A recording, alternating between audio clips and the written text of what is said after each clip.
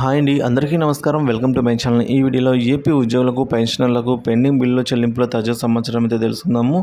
వీడియోని ఎక్కడ కానీ స్కిప్ చేయకుండా చివరి దాకా చూడండి, అప్పుడే పూర్తి ఇన్ఫర్మేషన్ అర్థమవుతుంది. అలాగే వీడియోకి ఒక లైక్ చేయండి ఫ్రెండ్స్.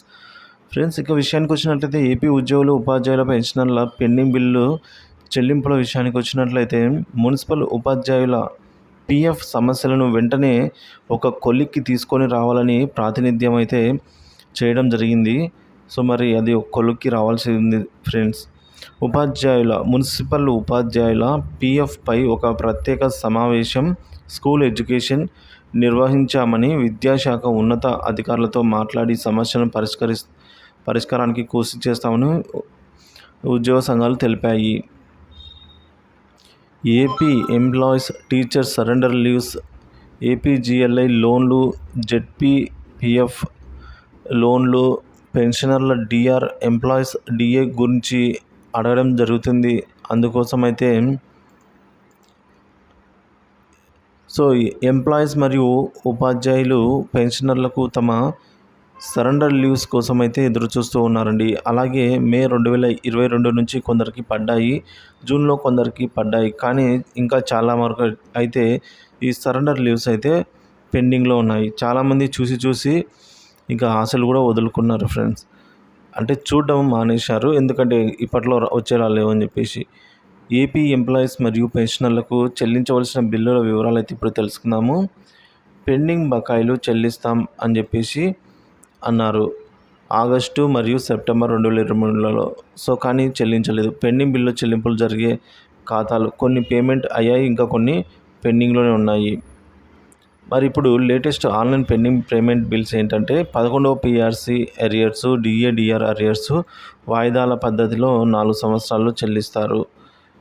ఈ పీఆర్సీ బకాయిలు అనేది ఈ సంవత్సరం క్వార్టర్లీకి వన్స్, అంటే 4 సంవత్సరాలు 2024లో 10%, 2025లో 20%, 2026లో 30%, 2027లో 40%గా మొత్తం పూర్తిగా అయితే చెల్లించాలి అని ప్రభుత్వం నిర్ణయం తీసుకుంది. ఇది మనకు తెలిసిందే. కానీ 2024కు సంబంధించి 10% అయితే ఇంతవరకు జమ కాలేదు. ఇక పెండింగ్ బిల్లు అన్నీ కూడా అప్రూవల్ అయ్యి గ్రీన్ ఛానల్లో ఉన్నట్టు చెప్తున్నారండి, ఎస్ఎల్ సరెండర్ లీవ్ సంబంధించి. కానీ ఇంకా ఇవన్నీ జమ కాలేదు. ఇంతవరకు పడిన పెండింగ్ బిల్లు వివరాలకు వచ్చినట్లయితే మార్చి 31 తర్వాత పోలీస్ శాఖ వారికి ఎస్ఎల్స్ కొన్ని పడ్డాయి. ఎంప్లాయీస్కి జీపీఎఫ్ లోన్స్, అలాగే ఏపీజీఎల్ఐ లోన్స్, జిఐఎస్, పెన్షనర్ల గ్రాడ్యుటీ, ఏపీఎస్ఆర్టీసీ వారి అరియర్ బిల్స్, తాజాగా పెండింగ్ బిల్లు చెల్లింపులకు ఉత్తర్వులు కూడా ఇచ్చి ఉన్నారు. ఇవైతే కొన్ని బిల్లులు జమ అయ్యాయండి. ఎంప్లాయీస్ మరియు పెన్షనర్ల మెడికల్ బిల్లు, పోలీస్ శాఖ వారి టీఏ బిల్స్, పెన్షనర్ల సరెండర్ లీవ్ ఎన్కాష్మెంట్ బిల్లులు, ఎంప్లాయీస్ స్లిప్పింగ్ బిల్లులు, అలాగే ఎంప్లాయీస్ ఎస్ఎల్స్, ఇతర బిల్లులు అయితే వారి అకౌంట్లలో కొద్దిగా జమ అవ్వడం జరిగిందండి. ఏదైతే గత ప్రభుత్వం హామీ ఇచ్చిందో 5,500 కోట్లు చెల్లిస్తామని, అందులో భాగంగా కొద్దిగా అయితే జమ అవ్వడం జరిగాయి. ఇక పెండింగ్ బిల్లులో కదలిక రావాల్సి ఉందండి.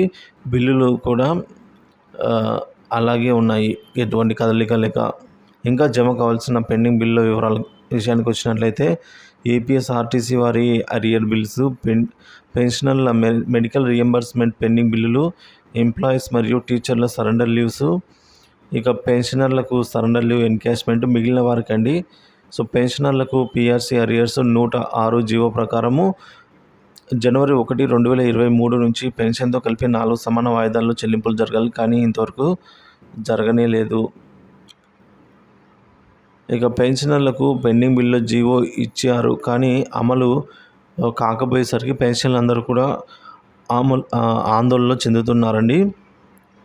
ఎంప్లాయీస్ మరియు ఉద్యోగులకు, ఉపాధ్యాయులకు డిఏ అరియర్స్, పెన్షనర్లకు డిఆర్ అరియర్స్ సుమారుగా కోట్లలోనే పెండింగ్లో ఉన్నాయండి.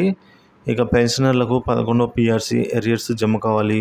మెడికల్ బిల్లులు, అలాగే పెన్షనర్లు రిటైర్ అయినప్పుడు రావాల్సిన ఇతర పెండింగ్ బకాయిలు, పోలీస్ శాఖ వారికి టీఏ బిల్స్ మరియు ఎస్ఎల్ పెండింగ్లో ఉన్న బిల్లులు రావాల్సి ఉందండి. బిల్లులలో కదలికైతే రావాలి. హెల్త్ డిపార్ట్మెంట్ వారి అరియర్ బిల్స్, ఇతర పెన్షనర్లకు ఇతర అరియర్ బిల్స్, ఇంకా తదితర బిల్స్ అయితే రావాల్సి ఉందండి.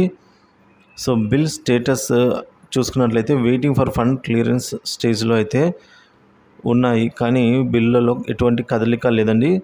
సో, బిల్లులో కదలికను బట్టి జమ అయ్యేదానికి అవకాశం ఉంది. కానీ ఇప్పట్లో జమ అయ్యే అవకాశం లేదండి. ఎందుకంటే ఉద్యోగ సంఘాలతో సమావేశం తర్వాతే వీటి గురించి ఒక నిర్ణయం అయితే తీసుకోవడం జరుగుతుంది పెండింగ్ బిల్లుకు సంబంధించి. సో, కాబట్టి దాని తర్వాతే మనకు ఏదైనా సరే బిల్లులో కదలిక వచ్చి జమ అయ్యే అవకాశాలు అయితే ఉన్నాయండి. సో, త్వరలోనే మనకందరికీ శుభవార్త అయితే అందుతుందని ఆశిద్దాము. పెండింగ్ బిల్లుల చెల్లింపుల తాజా అప్డేట్ న్యూస్ కోసం మన ఛానల్ అయితే సబ్స్క్రైబ్ చేసుకుని అప్డేట్స్ అయితే ఫాలో అవుతూ ఉండండి. Thank you for watching this video friends.